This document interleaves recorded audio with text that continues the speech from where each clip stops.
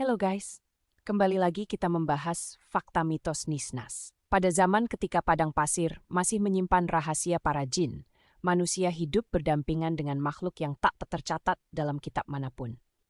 Salah satu yang paling ditakuti adalah Nisnas, makhluk setengah manusia, setengah bukan apa-apa hasil kutukan kuno yang dilupakan sejarah. Orang-orang Badui menyebutnya yang berjalan dengan satu kaki, melihat dengan satu mata, dan hidup dengan setengah takdir.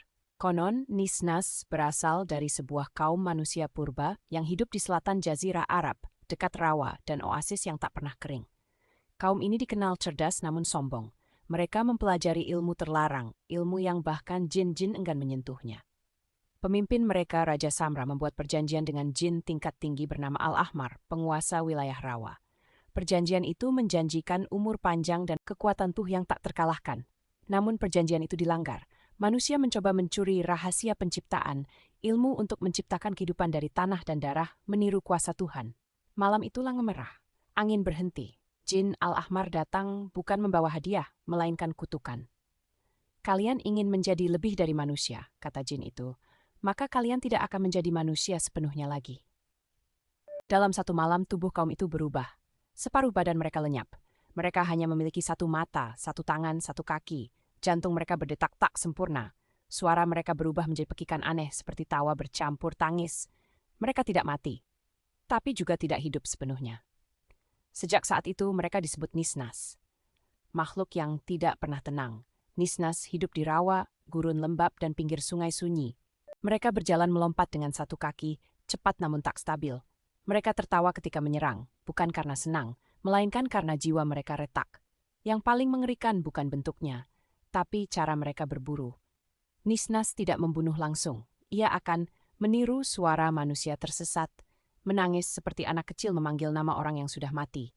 Ketika korban mendekat, Nisnas akan meloncat dengan kecepatan tak wajar dan menggigit leher, meminum darah secukupnya, tidak sampai mati. Karena Nisnas percaya, jika manusia mati, ia bebas. Jika manusia hidup menderita, ia seperti kami, pemburu yang selamat. Suatu masa, hiduplah seorang pemburu bernama Haris bin Qattan. Ia terkenal berani dan tidak percaya tahayul. Saat karavannya diserang Nisnas, semua orang lari kecuali Haris. Ia melihat makhluk itu jelas. Tubuhnya setengah, matanya merah, dan wajahnya menyedihkan. Haris tidak membunuhnya, itu Nisnas. Apa kau dulu manusia? Nisnas itu berhenti. Untuk mengkelisu ini, sebelum outstern. Dengan suara patah, Nisnas itu bicara ke Haris. Kami manusia yang terlalu ingin menjadi Tuhan. Dari Nisnas, setelah Haris tahu, Nisnas tidak bisa mati dengan senjata biasa. Mereka hanya bisa mati jika kepalanya dipukul dari belakang saat mereka tertawa atau lengah menggunakan besi yang disentuh. Air mengalir. Karena kutukan mereka terikat pada ketidaksempurnaan, mereka tak bisa melihat bahaya yang datang dari belakang. Haris akhirnya membunuh Nisnas itu saat makhluk tersebut tertawa mengingat masa lalunya sebagai manusia. Namun sebelum mati, Nisnas berpesan, "Jangan kasihan pada kami, jangan pula membenci kami, jadikan kami peringatan." Kini Nisnas jarang terlihat. Tapi para pengembara masih percaya, jika di rawa atau gurun kamu mendengar tawa aneh bercampur tangis, jangan menjawab, jangan mendekat, dan jangan menoleh ke belakang, karena Nisnas selalu melompat dari arah yang tidak kau lihat. Kematian Nisnas di tangan Haris bin Qattan tidak mengakhiri kutukan. Justru sejak malam itu, gangguan semakin sering terjadi. Mayat Nisnas tidak membusuk seperti makhluk hidup lain. Tubuhnya mengering seperti lumpur retak, lalu berubah menjadi abu hitam yang berbau amis. Haris memerintahkan agar abu itu dibuang ke sungai. Kesalahan fatal. Sejak abu itu menyentuh air, desa-desa di sepanjang sungai mulai melaporkan hal aneh. Orang bermimpi tubuhnya terbelah dua. Bayangan melompat dengan satu kaki muncul di malam hari. Anak-anak tertawa sendiri sambil menutup satu mata. Para tetua menyadari satu hal mengerikan. Kutukan Nisnas bisa berpindah. Bukan lewat gigitan, melainkan lewat rasa iri dan keputusasaan manusia. Manusia yang menjadi Nisnas. Tidak semua Nisnas lahir dari kutukan kuno. Sebagian dari mereka dulunya manusia utuh, namun jiwanya terbelah oleh ambisi. Orang yang terlalu ingin berkuasa, ingin hidup abadi, mencari ilmu terlarang, membuat perjanjian yang tidak seimbang. Jika hatinya retak, jin hanya perlu menyempurnakan kerusakan itu. Mereka tidak langsung berubah.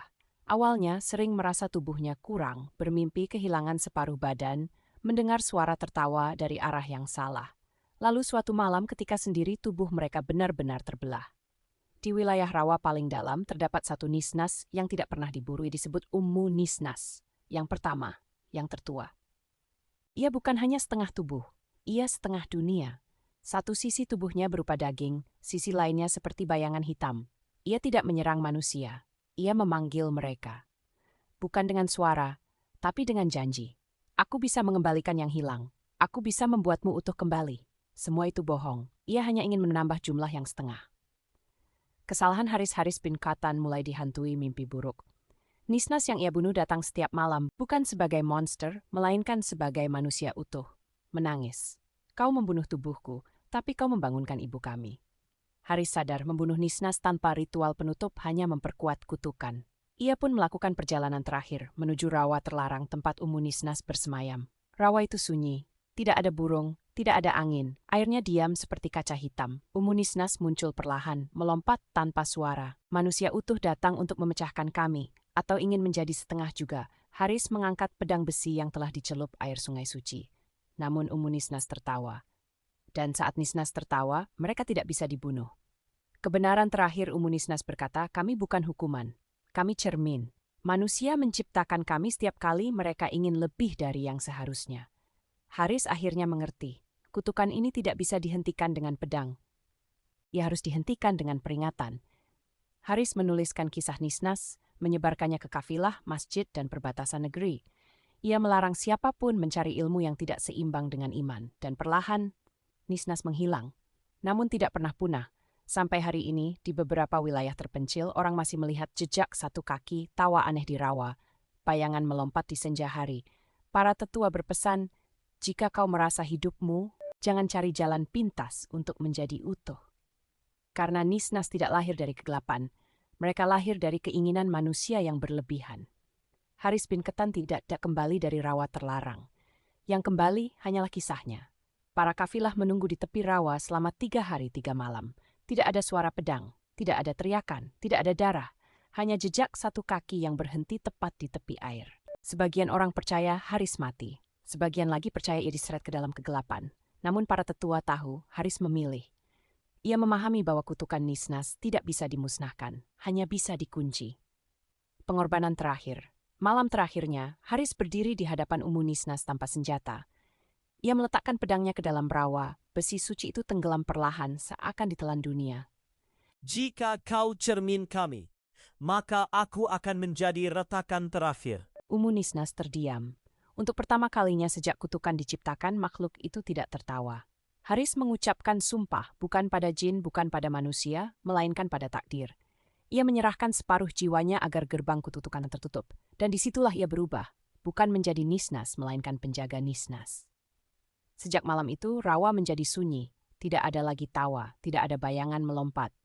Namun para pengembara sesekali melihat sosok manusia utuh berdiri di kejauhan, setengah tubuhnya memantul di air hitam. Ia tidak menyerang, ia hanya menatap.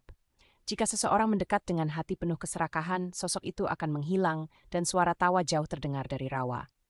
Namun jika seseorang mendekat dengan hati tenang, sosok itu akan berbisik, jangan mencari jalan pintas. Kitab Kisah Nisnas disebarkan oleh murid-murid Haris. Tulisan itu tidak melarang manusia bermimpi, tetapi memperingatkan ilmu tanpa iman membuat jiwa terbelah. Kekuatan tanpa batas membuat manusia setengah. Keinginan tanpa kesabaran menciptakan Nisnas baru. Hingga hari ini, para penjelajah Timur Tengah masih mempercayai satu hal. Jika di rawa atau gurun sunyi kamu merasa tubuhmu ringan sebelah mendengar tawa tanpa sumber melihat bayangan melompat di sudut mata, berhentilah berjalan. Karena itu bukan Nisnas yang datang,